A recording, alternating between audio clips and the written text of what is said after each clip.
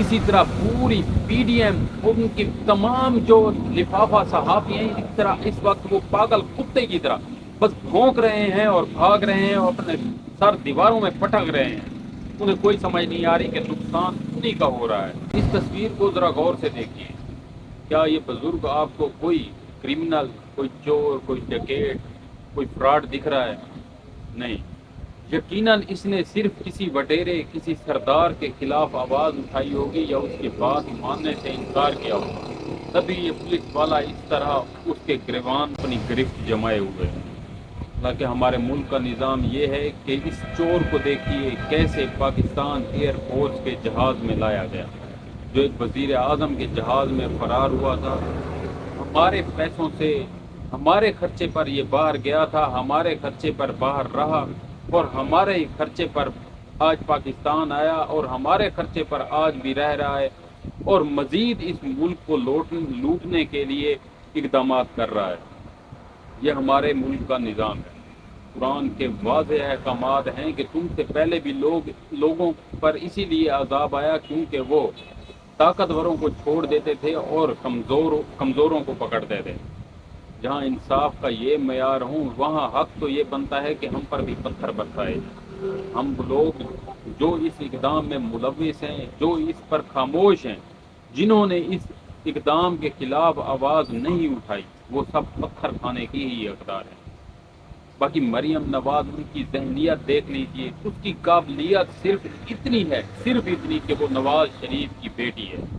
اس کے علاوہ اس کی کوئی کسی قسم کی کوئی پاکستان کے لیے کوئی خدمت نہیں، کوئی اس کی اہلیت نہیں.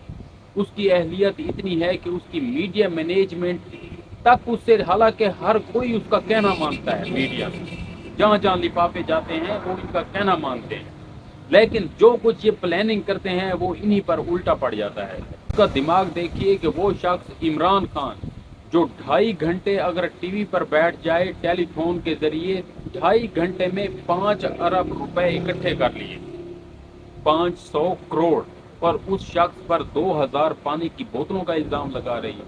2000 پانی کی بوتلیں کتنے کی ہیں؟ 80,000 کی ہوں گی. اور اس کو لوڈ اور ان لوڈ کرنے میں بھی تقریباً 2.5 سے 3 گھنٹے لگ جاتے ہوں گے. اور اس سے 2.5 گھنٹے میں 500 کروڑ اکٹھا کرنے والا کیا اس کی 2000 بوتلیں چوری کرے گا؟ ان کو شرم نہیں آتی کیونکہ ان کی عقل نہیں رہی. ان کی عقل چٹ ہو گئے، ان کے عقلوں پہ، ان کے دلوں پہ، ان کے دماغوں پہ مہریں لگا دی گئی ہیں. ان کو اب کچھ سمجھ نہیں آیا، ان کو اب کچھ سمجھ نہیں آ رہا کہ یہ کیا کریں. کتا جب پاگل ہوتا ہے تو وہ بھاگتا ہے. صرف آپ جب بھی دیکھیں گے ایک پاگل کتا بیٹھے گا نہیں، وہ بھاگے گا. وہ کبھی دائیں کبھی بائیں، کبھی اپنا سر دیوار میں مارے گا، کبھی کسی کو چپک جائے گا. اس کو کوئی سکون نہیں ہوگا، اس کو کوئی سمجھ نہیں ہوگی، اس کو کوئی پتہ نہیں ہوگا کہ وہ کیا کر رہا ہے. اسی طرح پوری پی ڈی ایم ان کی تمام جو لفافہ صحافی ہیں اس طرح اس وقت وہ پاگل کتے کی طرح بس بھونک رہے ہیں اور بھاگ رہے ہیں اور اپنے سر دیواروں میں پٹک رہے ہیں. انہیں کوئی سمجھ نہیں آ رہی کہ نقصان انہی کا ہو رہا ہے. اور ان کو گولی مارنے کا تو میں نہیں کہہ سکتا، لیکن میں اتنا کہہ سکتا ہوں کہ ان کا علاج صرف یہی ہے، قانون کے مطابق ان کا تمام فیصلے کیے جائیں. نیب میں ترمیم کر کے قانون اس طرح بنائے گئے کہ ان کو ریلیکسیشن مل گئی.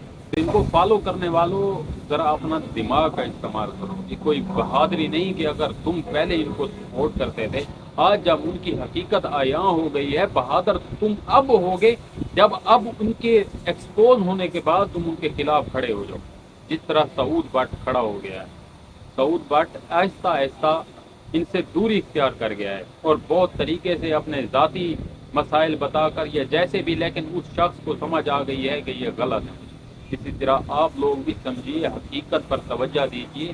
یہ لوگ پاکستان کے اور اسلام کے دشمن ہیں. ان کا ہر اقدام اسلام کے خلاف ہے. جتنے بھی آج تک پارلیمنٹ میں بل آئے جو غیر اسلامی آئے، وہ پیپل پارٹی اور نون لیگ کی طرف سے آئے.